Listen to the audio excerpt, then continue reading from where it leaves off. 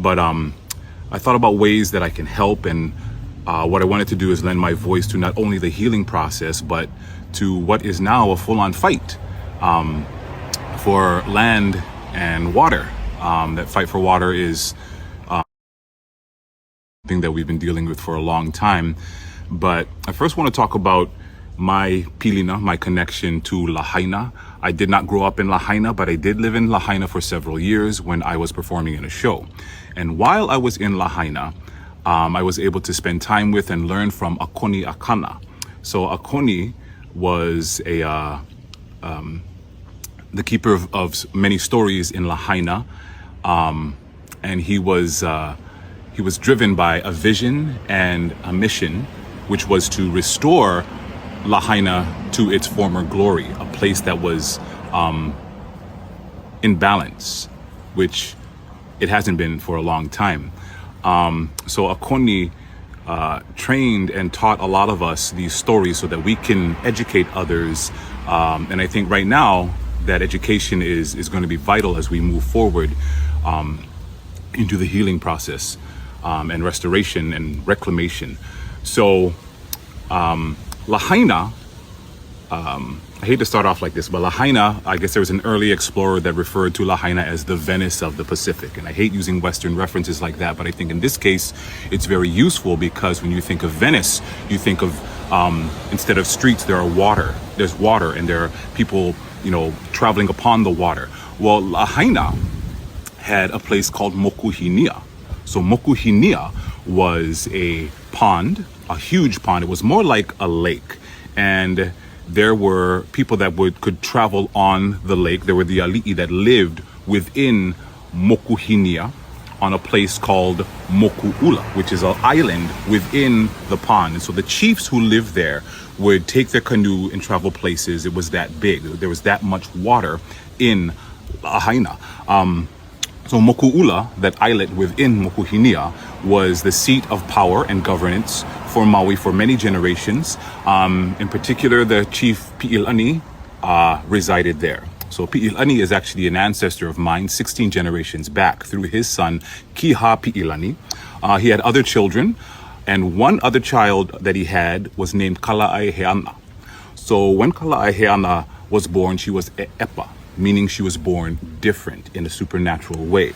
And when she died, she was deified and she became Kiha Wahine, who was a mo'o. Now, mo'o are water deities.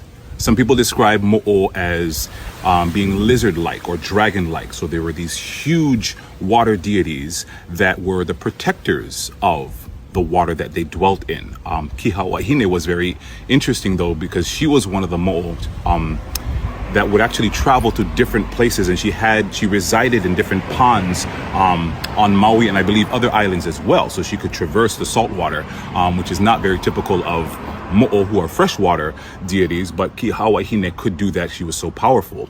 But her main home was in Mokuhinia, the pond.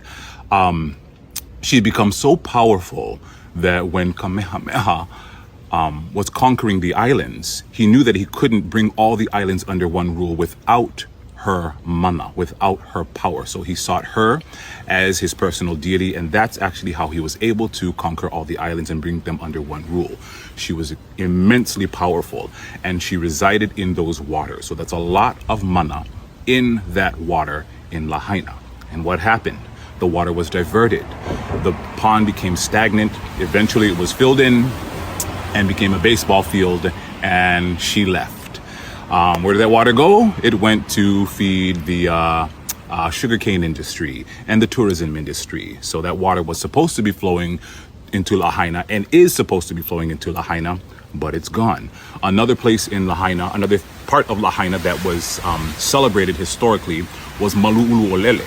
So Malu'ulu Olele is still sung about in songs and danced about in hula. It was one of, if not the biggest groves that we know of in our history. And it was a grove of ulu trees. So ulu trees are food-bearing trees. So they give these big fruits, we call them breadfruit, and that's actually enough to sustain a family. And so an ulu tree which could grow to be really big, could sustain a small community. This was an entire grove of ulu trees. So just imagine how much water was needed to sustain that grove of hundreds and if not thousands of ulu trees, huge trees. So that meant there was an abundance of water because Lahaina was vaivai. See, that word vaivai means wealth or richness. And the word vaivai is made up of the word vai, repeated. So vai is water. Vaivai means you got a lot of water and you're very wealthy and the place is very abundant, which Lahaina was. Now, the third thing I wanted to talk about was what's still there now. It's known as the Hau'ola Stone. So the Hau'ola Stone is where the library is, or was, because it was taken by the fire. In the water, there's this stone, sort of an angular looking stone called the Hau'ola Stone. And that was a birthing stone. But it was a birthing stone for Ali'i. So what made it the place where Ali'i chose to give birth was that it was vaikai.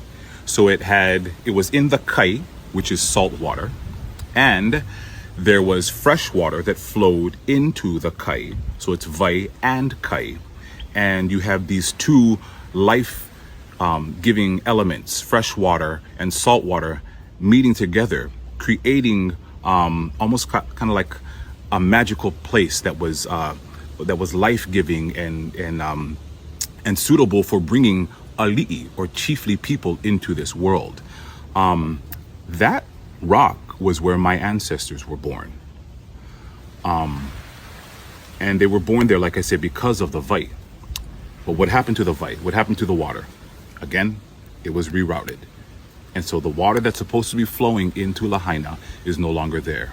The water that sustained my ancestors is no longer there. But the thing is, my ancestors are still there. Kiha, Wahine is still there. Akoni is still there. All of the ones who lost their lives in the fire are still there. And they want their water back. So we're at an important moment in our history right now, where Maui has its sleeves rolled up and nothing to lose, and a fight's coming. A fight is here. So I guess what I can say to you is, don't be on the wrong side of history. You have no idea what Maui can do. You know, mess around and find out. Because Maui is going to get the water back, and we're going to restore what was taken from us. So I just wanted to take